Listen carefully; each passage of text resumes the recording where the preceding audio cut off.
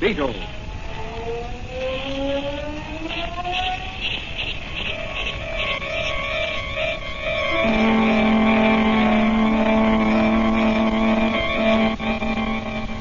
Sweeping down from the underworld to smash gangland comes the friend of the unfortunate, enemy of criminals. A mysterious, all-powerful character, a problem to the police. But a crusader for law. In reality, Dan Garrett, a rookie patrolman, loved by everyone but suspected by none of being the Blue Beetle. As the Blue Beetle, he hides behind a strange mask and a suit of impenetrable blue chain armor, flexible as silk but stronger than steel.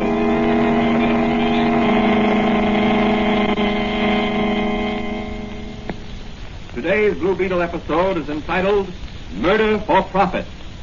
James A. Ridley of Ridley and Corcoran, wealthy investment brokers, died in City Hospital under peculiar circumstances. Was his death on the operating table murder? Will his death affect the stock market? Can Dan Garrett, rookie patrolman, who is also the Blue Beetle, solve this case and run the murderers to earth? As our story opens, Dan Garrett is visiting his friend and advisor, Dr. Franz, in his little apothecary shop. But, Danny, you say the authorities suspected an attempt would be made on Ridley's life? Apparently. They sent Mannigan and me rushing over to City Hospital to guard Ridley as soon as they heard he was to be operated on. But what made them suspicious? I don't know. Unless it was because they knew his death would affect the stock market, give groups in the know a chance to clean up and make a lot of money. How? Well, Ridley was an international figure in investment circles. He controlled several large corporations. Yes, I know that. His death will undoubtedly cause the stocks of those corporations and possibly others to drop temporarily. Yes, but... Doc, if some crooked professional speculators were sure Ridley would not come off that operating table alive, they could play the stock market and clean up a fortune. But what about the other investors in the market? Wouldn't they stand to lose all they had? Precisely. But the murderers of Ridley wouldn't care about that. And why are you so certain it was murder? Look, Doc, here's what happened. When Mannigan and I arrived at the hospital this morning... Hey, Danny, it looks like something's up. Yeah. Wait, I'll let this guy come along the hallway and find Dr. Bartlett. Say, you wait till we find Dr. Bartlett. Dr. Bartlett can see no one. We're from police headquarters. We've been sent to guard Banker Ridley. You're too late. Mr. Ridley's dead. Dead? Yes, he died on the operating table just a minute ago. Mannigan, you phone headquarters while I take a look around. Okay, Dan, I'll do that. I'll be in or somewhere near the operating room. I've got to find Dr. Bartlett. Oh, just a moment. Are you Dr. Bartlett? No, I'm just an intern. Dr. Bartlett's office is 2 doors down on the right. What's that you've got in your hand? It's a scalpel. A scalpel? Yes, a very sharp knife for making incisions. What are you doing with it? Well, I'm not permitted to speak. Come on, open up. I'm the law. Well, you'll have to see Dr. I'm seeing you right now with a bloody scalpel in your hand. Here in this room here, I want to talk to you. But In you go. Now tell me what happened in the operating room. I assure you, it's against the ethics of... Ethics be hanged. Talk. Did you kill Banker Ridley? No, I tell you I had nothing to do with it. Then what are you doing with that scalpel? I picked it up after the lights went on. The lights went on. Were they off? Yes. Just after Dr. Bartlett made the incision in Mr. Ridley's throat and was about to operate on the diseased gland, the lights went out suddenly and a stench bomb exploded just inside the door. It blinded everybody and everything was confusion. When the lights finally went on, Mr. Ridley was breathing his last. An artery in his throat had been severed. Where were you standing? Across the table from Dr. Bartlett. Then you could... Yes, but I didn't. And what are you doing with that scalpel? I told you, I picked it up when the lights went on. Why? I noticed it was bloody. Well, wouldn't it naturally be? Hadn't it just been used to make an incision? Not this scalpel. The one Dr. Bartlett used to make the incision had already been put back into the sterilizer. But why should you pick up this scalpel? Well, I thought there might be fingerprints on it. Fingerprints? When everybody would be wearing sterile rubber gloves? Well, I didn't stop to realize that. Your story is pretty thin. I'm going to take you down to headquarters and let some of our... From your story, I take it you suspect the intern of having killed Ridley during the confusion caused by the unexpected developments. No, I don't, really. I think someone higher up is a guilty person. Surely not Dr. Bartlett. He's one of the most famous and respected surgeons in the country. Ridley's death meant profit in millions to someone or to some group.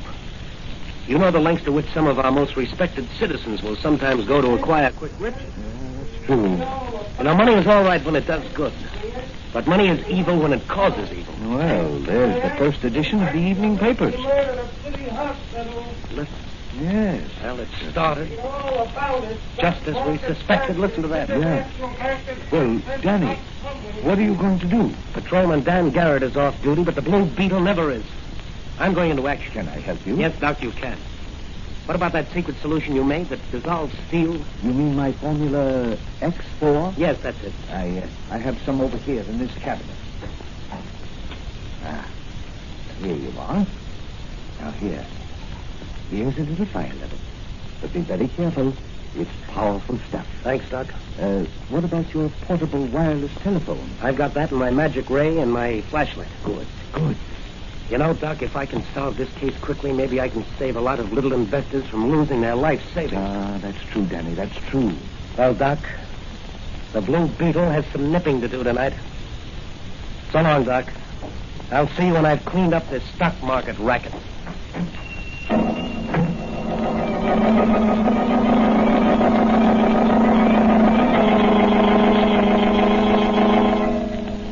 Again, the Blue Beetle rides the night wind. In his speedy motor car, he sets out in search of the murderers of Banker Ridley. Will he unmask them? Can he uncover their plot to make millions by murder? Where will the Blue Beetle strike first? In a dark street at the rear of the Ridley home, a long blue motor car comes to a stop. A figure silently steps forth and approaches the high wall around Ridley's city home. Now, here's the rear of Ridley's house. I'll have to watch my step. This wealthy neighborhood's well guarded. Ah, here's a door in this wall. Locked, I'll bet. Just as I thought. Let me see now. Try one of these master keys. No, that one won't do. I'll try this one. Ah, that's the one. Better go easy. The hinges on this door will probably squeak. So far, so good. Better close this after me. Watchman finds this open, he'll be suspicious. Now to gain entrance to the house without arousing anyone. Hang that. What's going on down there? Owen, Carol, leave this bottle out. Plain cat, make as much noise as a garbage collector. Here's a window. Only wired down with a burglar alarm. Just attach these suction cups to it. And I'll cut out the glass. Remove it without disturbing the frame. That's got it. I'll just remove the whole pane of glass and climb through. There. Now, I'll look around with my flash. That's the kitchen. All clear here. This door must lead into the dining room. No, that's the pantry. The dining room is beyond. What does this other door lead to? It's the hallway. The library should be up there on the right. Everything is dark. Well, this is my chance to search the place. I'll take the library first.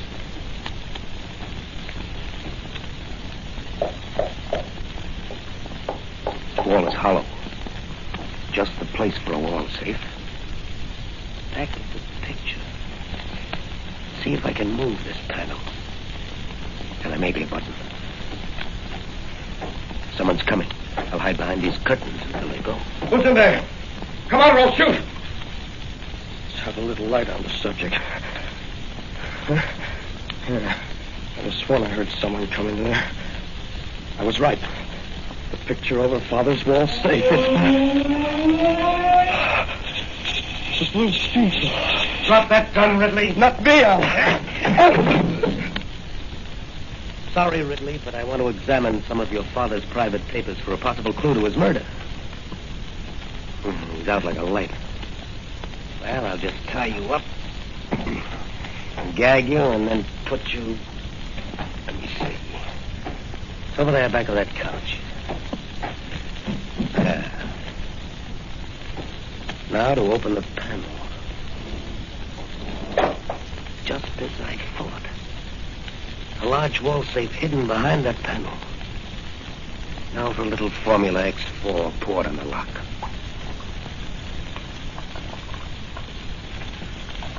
She's working all right. Eating right through that steel. There, that does it.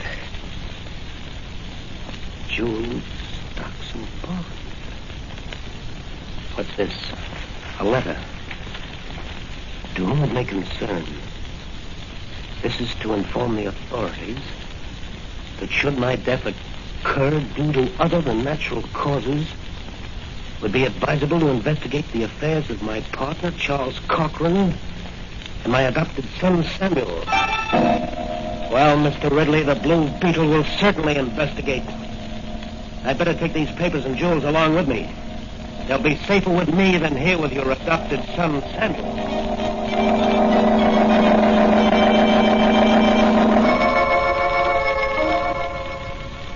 Off into the night sped the Blue Beetle on the trail of those responsible for the death of Banker Ridley. Meanwhile, at police headquarters, Officer Manigan, playing a hunch, he has also decided to go to Cochran's office. In the still of the night, two cars are speeding toward the same destination. Each has a single occupant. One of the cars reaches its destination ahead of the other. A mysterious figure alights and disappears behind the building on the corner. Quickly he mounts the fire escape. A minute later, a circle of light is playing on the door of a safe. In the middle of that circle of light is a large Blue Beetle. The doctor's Formula X4 worked once before tonight. It ought to work here. Sure is powerful stuff. Now let's see what this safe contains. Stocks, bonds, and certificates. Here's a list of something. To be sold short for Samuel Ridley, Charles Cochran, and Mr. John Smythe. If and when. I wonder who this Mr. Smythe is. You'll never know, Mr. Blue Beetle. Officer Manigan. Isn't it late for you to be out alone? No, none of that. I've got you covered, and I'll shoot you if you make a move. You're going to the station house with me. Maybe you can explain to the DA what you're doing in this office at that safe there. I was looking for the lost cord. Cut out the wisecracks and slip these bracelets on. I'm sorry, Manigan. We both seem to be cornered. That door in back of you is blocked. What? What? Never take your eyes off your man until you've got him securely handcuffed, Manigan.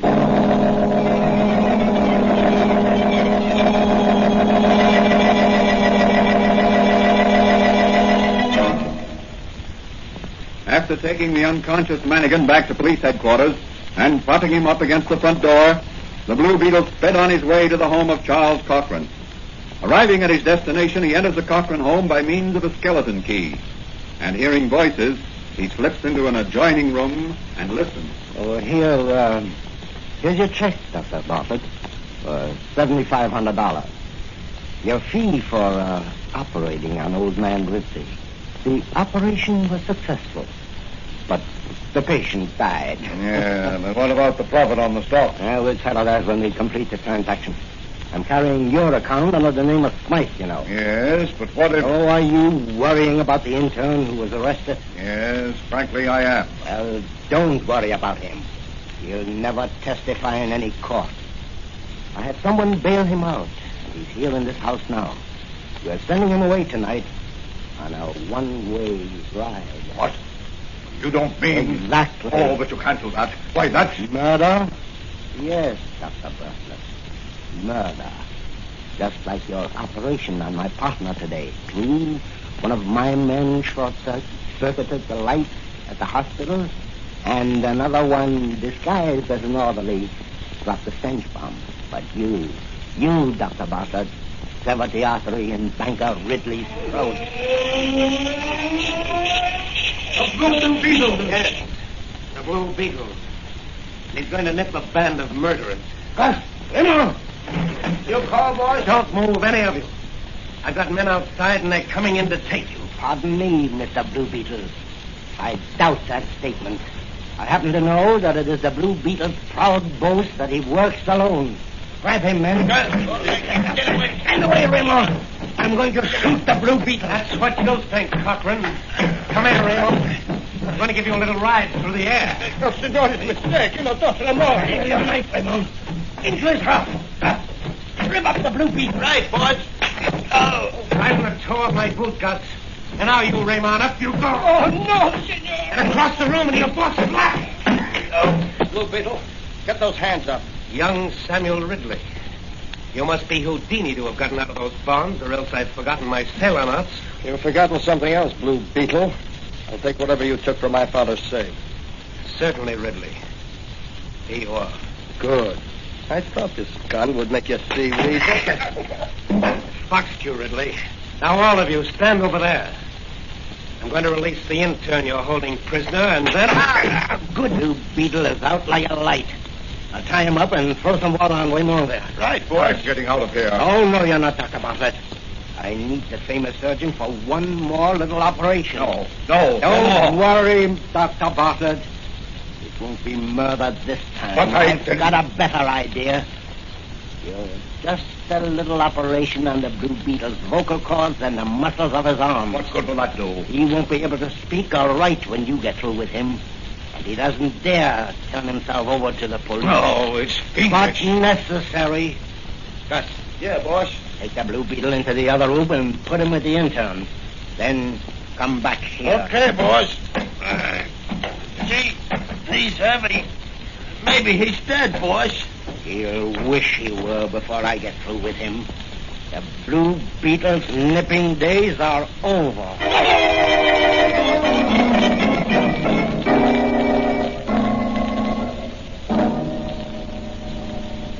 What will happen to the Blue Beetle? Will the archfiend Cochran be able to force Dr. Bartlett to maim him for life?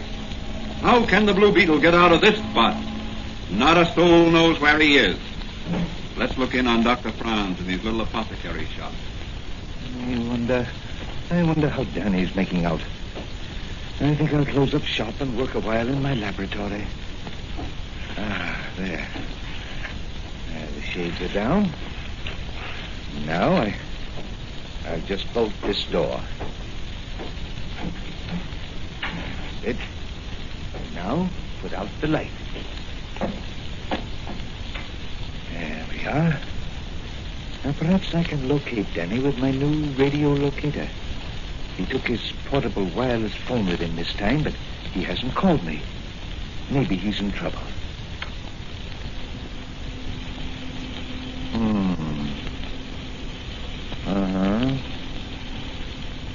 I can't seem to locate him. I'll just swing it north 2 more degrees. There. Now let's see. That's got him. Contact meter registers pretty weak, though. His vitality must be low.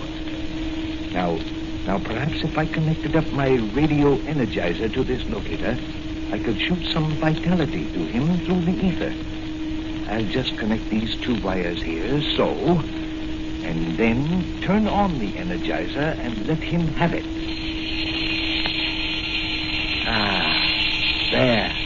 There it goes, Danny. I hope it's reaching you and giving you renewed strength. It's all I can do for you.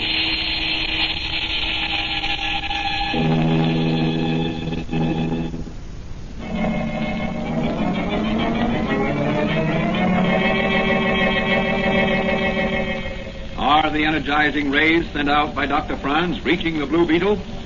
Has he again managed to outwit a clever and ruthless gang of murderous racketeers?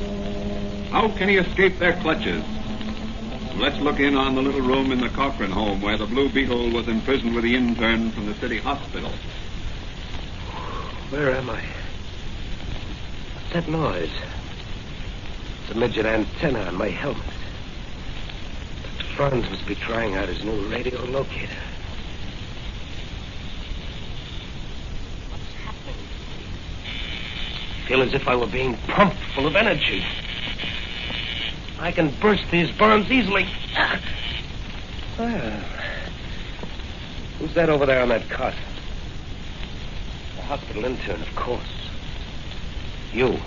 Can you hear me? Shake your head if you can. Oh, you can. Wait until I take that gag out of your mouth. There, that's better. Now I'll cut your bonds with my magic ray.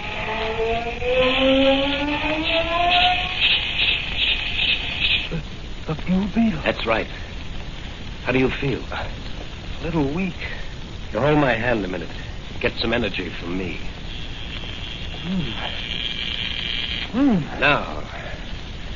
Now, do you think you could hold a gun on some men if I help you? I could hold it alone. You certainly pepped me up. How did you do it? That's a secret. Now, here is your chance to be a hero. I'll do anything I can to get out of here. Good. Have you a fountain pen? Yes. Here it is. Will you hold it like this, you see? Like a pistol. This way? That's right. It'll fool those men in the other room until we can pick up a real gun inside. Now, you follow me. We're going in and clean up those rats. What's the matter with your eyes? They're shining like searchlights. Due to a new invention of a friend of mine. Come on.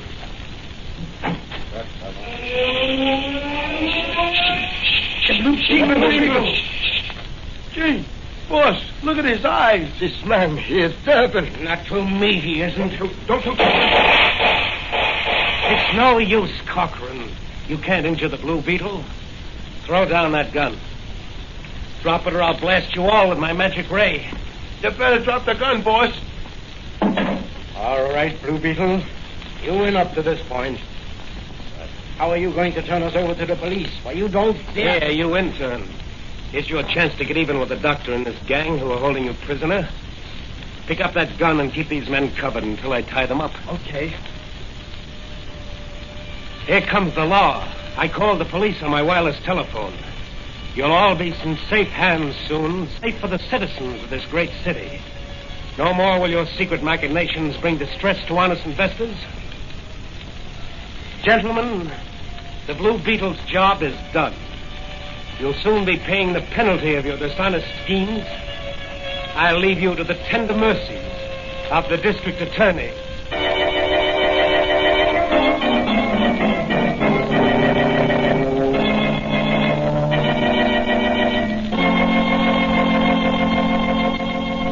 In the early hours of the morning, Patrolman Dan Garrett, no longer the Blue Beetle, sat in Dr. Franz's living room.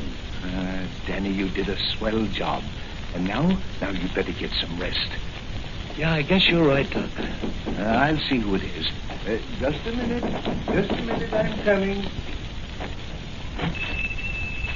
Is Patrolman Garrett here? Yes. Who wants him? The chief. Everyone's called back to duty. Why? What's happened? Some crooks have started a reign of terror, and they threaten to blow up the city.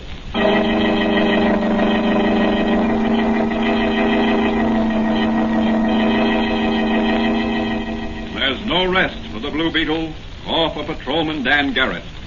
What will develop in the next chapter of Dan Garrett's life? As the Blue Beetle, will he be able to run down and apprehend the members of this dynamite ring? Can he outsmart this deadly gang of underworld characters? These questions will be answered in the next episode of The Blue Beetle.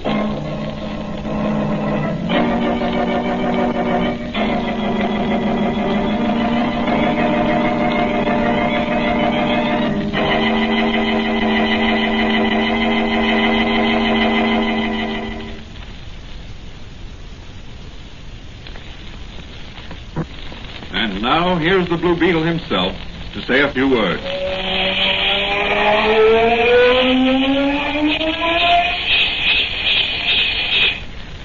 Folks, the moral of this story is that the confidence of our friends often gives us new strength and new courage. and also that our confidence and friendship for others often helps them. In other words, confidence and friendship among mankind is vital. And if everyone is sincere in everyday life, they will aid others or be aided by others, just as Dr. Franz sent new vigor and vitality to me in order that I might rise and fight. So my advice to young and old is to cultivate the friendship and confidence of your fellow men. And through that friendship and confidence, find new strength and courage to face the problems of each day.